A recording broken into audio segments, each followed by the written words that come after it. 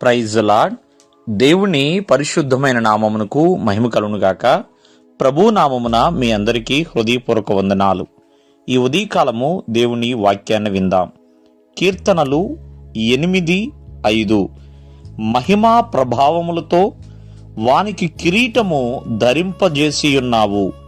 ప్రియమైన వర్లరా, దేవుని యొక్క మహిమా ప్రభావములు మరి మనిషికి అంటే నరపుత్రునికి కిరీటముగా దేవుడు ధరింపచేసి ఉన్నాడు.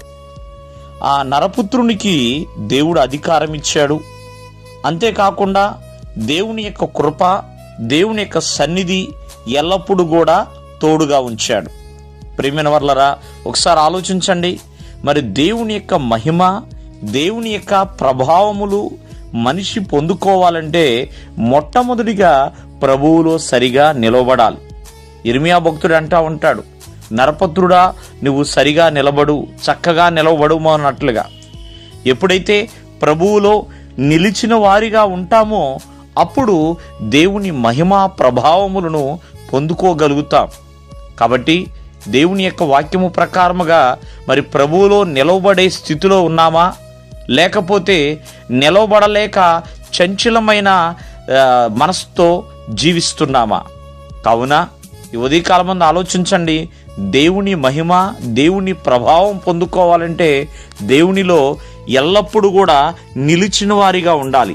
నిలవబడటమే కాదండి, ఎల్లప్పుడూ కూడా దేవుణ్ణి ఆరాధించాలి. నిలచడమే కాదు, దేవుణ్ణి ఆరాధించాలి. అలా ఆరాధించినప్పుడు కూడా దేవుని మహిమ, దేవుని ప్రభావము పొందుకోగలుగుతాం. అందుకనే భక్తుడైన దావీదు అంటూ ఉంటాడు, నేను దినముకు 7 మార్లు నిన్ను స్తుతిస్తున్నాను అన్నట్లుగా. ప్రభువుని ప్రార్థిస్తున్నాడు, ప్రభువుని ఆరాధిస్తున్నాడు, ప్రభువుని సేవిస్తున్నాడు. భక్తుడైన దానియేలు దినముకు 3 మారు ప్రార్థన చేస్తున్నాడు.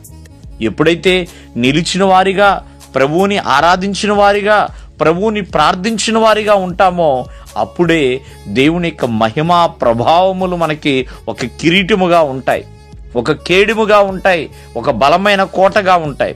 కావున దేవుని మహిమా ప్రభావములకు ఆయన అర్హుడుగా ఉన్నాడు.